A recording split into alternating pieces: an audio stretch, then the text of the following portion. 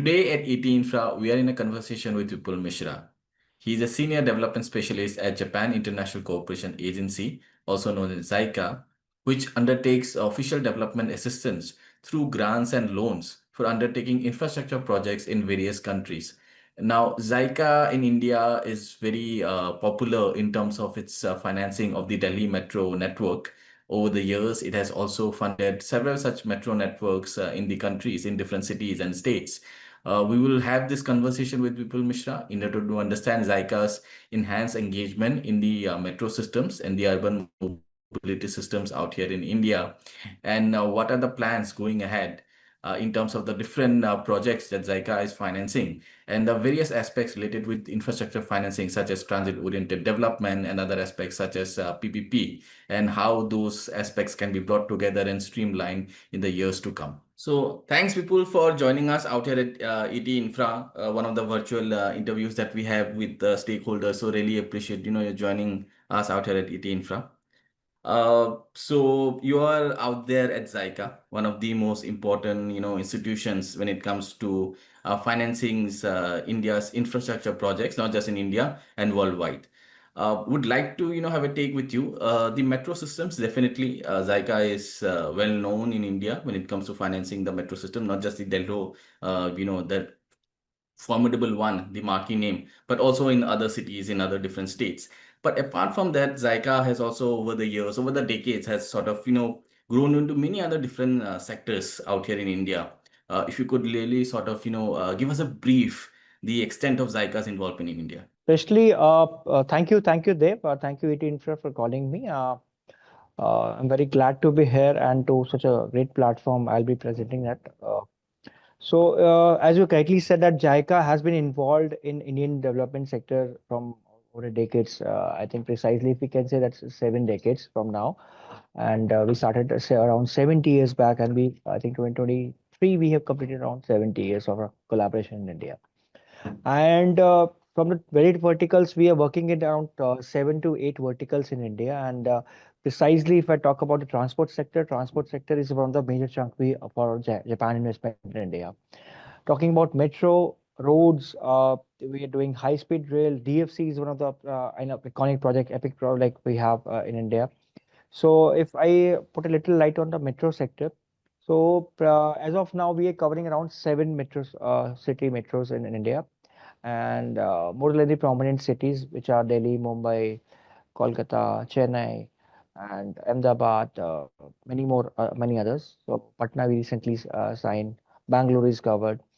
So if take this conversation a little back ahead, when we started this first cooperation with Delhi Metro, when Metro was initially uh, considered as one of the new kind of transport sector in India, initiative in India. So way back in 1997, when JICA started its official engagement with Delhi Metro, and when this all this development was starting, and then we were India, we were at a scratch site to how to build up a network which will use as a kind of a advanced level of services and as well as the mass rapid transit system. So in Delhi Metro, we started with supporting the team to build up capacity building, how it should be designed, and I really commend that that time team. Dr. E. Sridharan was there at the inception stage of the Delhi Metro's time, and from our side, a lot of expertise was involved, and we have involved Delhi Metro from the very scratch now to one of the biggest network within a city. It's now, I think, over 350 kilometers in total. And apart from that, from Delhi Metro, we have got that experience to and transmit that experience with many other cities like Mumbai, Bangalore, Chennai, where we started that metro system, reflecting the same kind of need which arise from Delhi, and how to cater the demand. And since this demography of the city is very congested, and getting a metro system is very complicated, unlike the city what we do in western side. So that well planned, wide roads, wide network. So Japan has already been committed for this new system to come up with a need of the city. So whatever we're doing in Delhi may not be applicable in other cities like which have limited space, or the travel demand is limited. So we were involved from the need specific and also technological specific. So what we did in 20-25 years back now totally changed. If you see the generally appearance of the structure, it's totally changed. Right quality now, the metro time and operation and system, everything has been changed. So we are working on it, and definitely we'll work on it for future as well. Right. Thank you. So before, I think this is something we have had discussion earlier also. There is a general understanding the Delhi metro system of network or infra may not be suitable for all the cities in the country, especially in tier 2 and tier 3. You did earlier elucidate in terms of the use of light metro systems, which would be rather more conducive, less capital intensive, but rather more conducive for tier 2 and tier 3 cities. Now, help us understand what has been JICA's play in terms of, a possible introduction of a light metro rail system in the country. Yes, thank you. So as I explained earlier, that is now government is looking for the need specific and especially the uh, effective use of the asset that we create. So metro is not working in all the cities. It may not be required of that much of capital investment. So there are other two options, which is light metro, metro neo. And if you have gone to recent announcement, recent report from the government side, so Government of India has announced the light metro. One of the example is Gorak Metro, which we were discussing with the government. Uh, Not has taken up very well right now, but it's been a very nascent stage of discussion. But still, yeah, the you can say that the third generation, we already started one generation 10-15 years we completed that. Now every metro is in second phase, third phase. Now the you can say third stage of the metro system development in India is the you can say the effective solutions, not promoting the metro at the front, but the light metro, neo metro, or maybe other options like BRT is also one of the options, which is not a capital intensive, but looking at the faster movement aspect. So the mobility is the key. So when we say that it's not only that creating the asset, but utilization also the O&M part. So True. we are creating these assets for like 5, 6, 7 decades. So has to get the results. So the overall the return in terms of utilization, in terms of investment has to come. So for the smaller cities, tier 2, tier 3 cities, like Metro Light, Metro Neo, the best option, and which government is doing a commendable job for initiating those systems in the smaller cities. Right. People also wanted to know in terms of, is there any estimate how metro neo or a light metro system would be sort of much more uh, basically in terms of capex, how less costly would be if you, let's say, compare with a system like a Delhi metro? I cannot be very very precise on this estimate, but yeah, I can give you like it may cost you less around 30 to 40% from the if we spending 100 rupees in the metro, it would come in around 60-70 rupees. So especially the difference between Metro Neo and Metro Light is that Metro Light can run on surface. So it may not require the big structures, elevated structures, underground structures. So light can so that cost can be limited straight away from that. In terms of Neo, yes, still it required a structure because it has a rubber tire, rubber wheels, and dedicated space is required. So it may can run over the road where we have space. Otherwise, to separate the traffic and the movement of the Metro Neo, it can run over the of the structures. So if you see the example, one we have in uh, not Metro Neo, but the lighter mode of transport is monorail.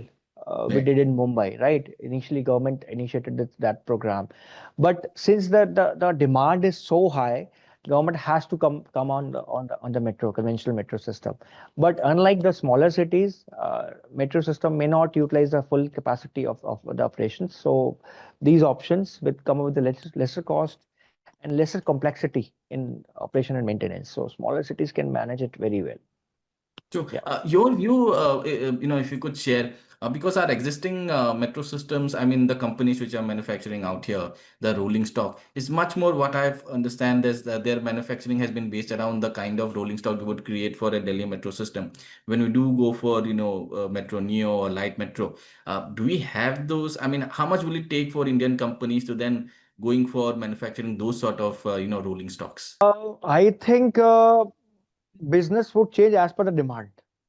So currently, if you see the business logs of all the company, which maybe I can name a few, but I think there are a lot of uh, uh, orders they have. They're full of orders. Yeah. But when we see the transition, of course, it needs. So I think these company have big capacity. They already have a manufacturing facility in India. So we are not directly importing from the other countries now. Now we are manufacturing in India. So I think that thus alteration and modification and the demand specific can be catered, and these companies are full of that experience with. Sure, sure. Next query, much more, rather personal. You are, development specialist, and development specialists are a cohort of, specialists working out there in JICA, there at World Bank, ADB, and the other financial institutions. Help us understand the role of a development specialist. What your guys are, specialize in, the sort of the technical areas you go into, and overall, the kind of role you play in organizations like a JICA. Thank you. Thank you for this question. And I think that's very important to understand what we do and what our specific role is. If I generalize World Bank, ADB, JICA, KFW, any many bilateral, multilateral. So how what like how the technology which is globally proven, or the knowledge which we have these MDBs or bilateral has generated in other countries, how to get that nurture in the country specific need. Like for example, if I Japan, I can put up example of JICA. We have present in around 130 countries and establishment of around 95 offices we have globally. So what we did in the past, or what we are doing in other big countries, like we have done a lot of job in ASEAN countries, Asian regions. So that the experience have been left to India and then the South Asian countries, developing countries, especially the India, Bangladesh, and other countries alongside. So we are kind of a bridge acting that knowledge transfer from that our knowledge bank to the government. So we are one of the mediation. I can say that a medium. How we gonna that the knowledge and the experience we have to transfer to the our projects to provide the innovation and technical assistance to the project development we do in India. So from my perspective as a development specialist, I do take care of all the operation and management related aspects of loan projects, technical cooperation projects, and also the grant projects. So as from my experience, I bring a lot of experience in transport sector. I have around 15 years of experience in transport sector, and also learning from JICA.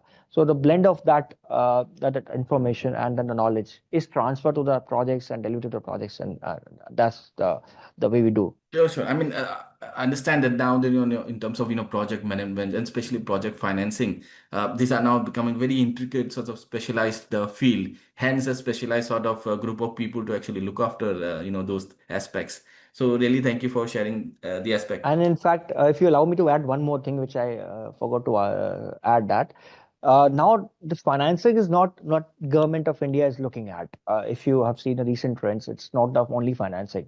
So the value addition, the capacity building, it's not about only money now in the projects. So if you see any projects down the line from the any of the multilateral or bilateral, you will see the add-on components. Maybe in the metro projects, the TOD, DX initiatives, or a lot of other initiatives like ICP development, MMI integration. So these things are been added as a uh, co-value creation in the project. I mean, that's great because Yeah. you now really touched upon the TOT, and then that was going to be my next query. Transit-oriented development. I think in Delhi we have started sort of experimenting with that. I think the Karkarkuma stretch of the Delhi Metro is where one of the TOT aspects has been introduced. Help me understand in terms of TOD's relevance, because there's a lot of catch-22. Either you go for the TOD first, or you actually bringing the infrastructure first. But hence TOT still remains relevant because yeah, that's another sort of development that comes in around the periphery. Help us understand where we stand in India, be it the Delhi Metro or other metro systems, in terms of TOD way of doing things. Yes. I think you rightly mentioned that yes, we are giving a hand-on-hand to development of the metro and TOD. So if I put a example of recently we are in a discussion with ADB.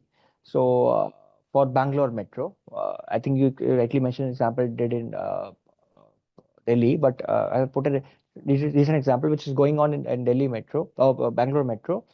ADB is doing that TOD part, and we are in a kind of discussion with them.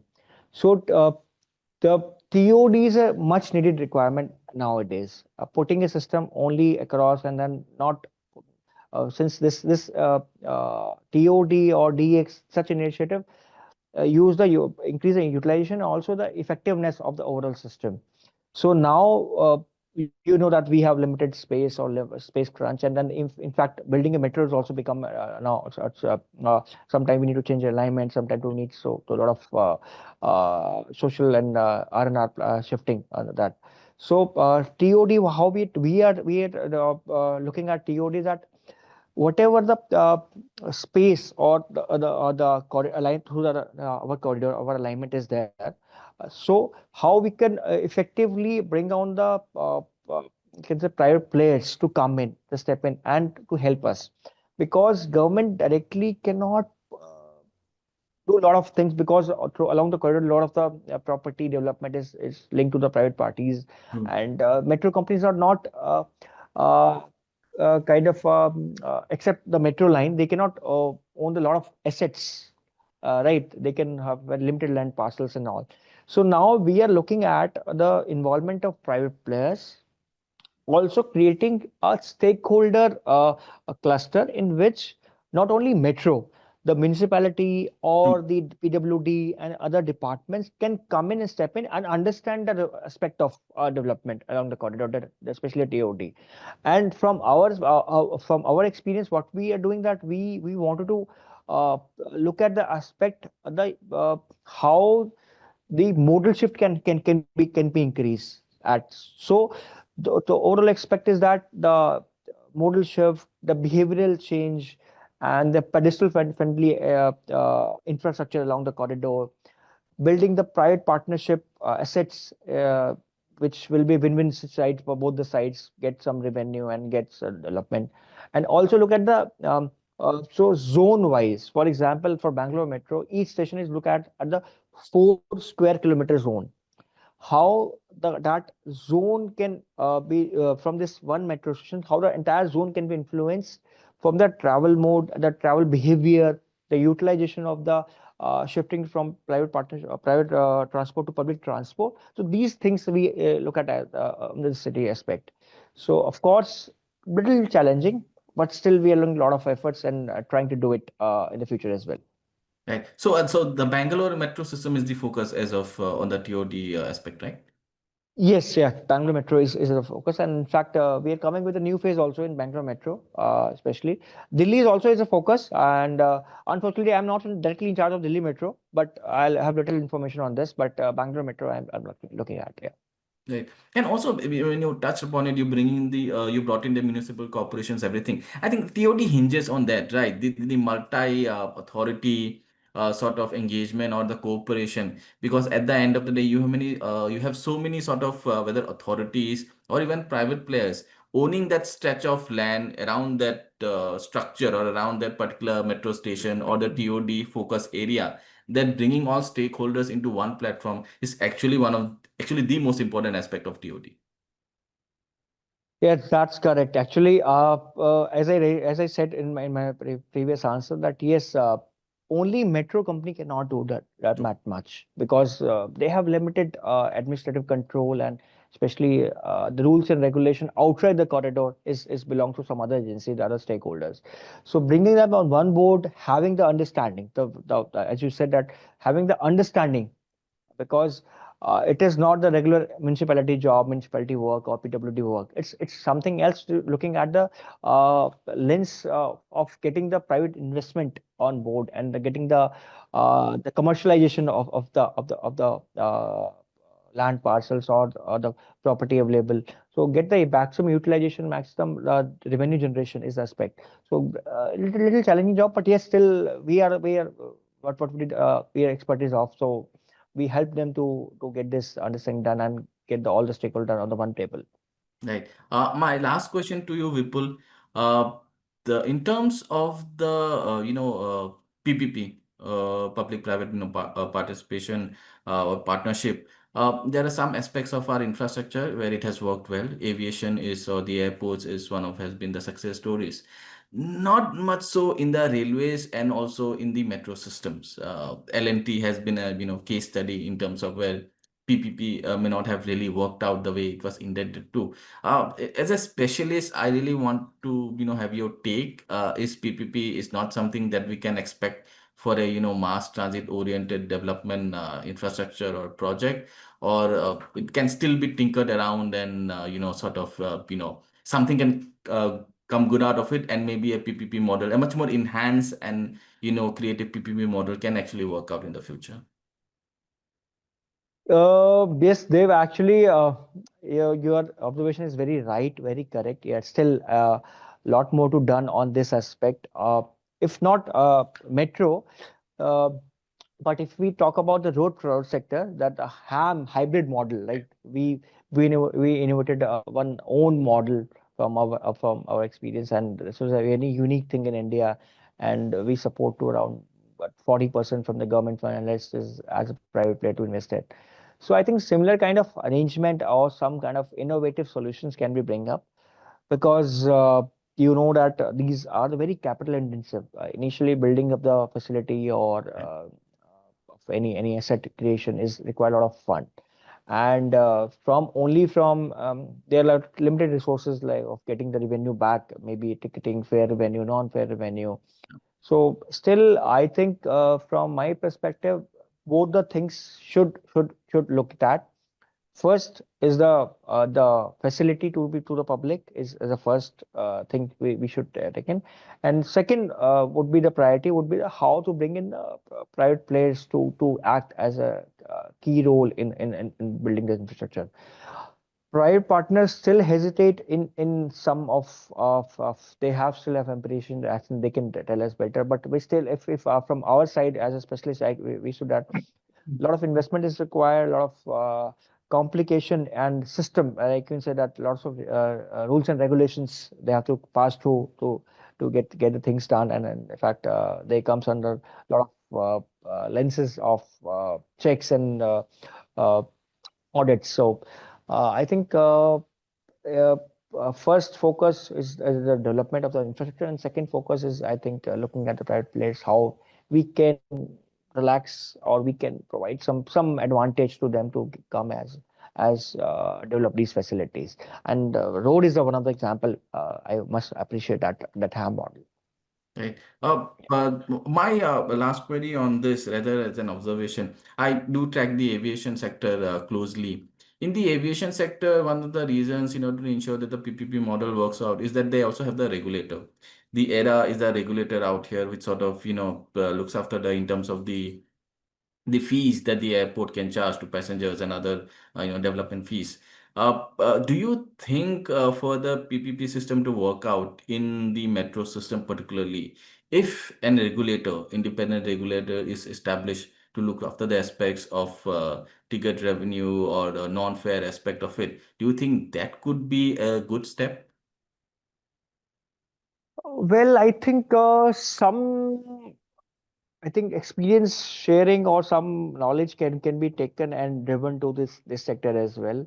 And if you see which projects which have high potential, high real estate or commercial value are getting attracted by the private players.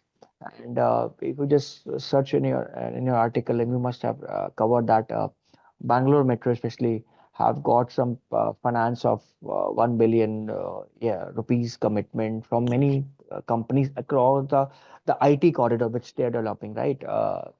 So they have got a lot of commitment, soft commitment, though it is not covering the construction cost, but still a 1 billion investment is a welcome step for the public transport. So especially the big company which have high workforce, right? So they are willing to support at a not a higher level or at a, whatever they can, the best they can. So naming right is one of the options which Mm. every metro company is doing. So I think initiating this step from a pilot, I think this should be done maybe at maybe a city which has a higher commercial or real estate value, or a tier 2 to tier 3 city which government can also support partially the gap funding, whatever the best possible option is there. All right, Vipul, really appreciate joining us here out Thank here you. in Infra. It was loving having this conversation with you, and obviously we're going to have more such conversations in the future. So Thank you. really appreciate it. Thank you. Pleasure to be here. Thank you. Thank you very much.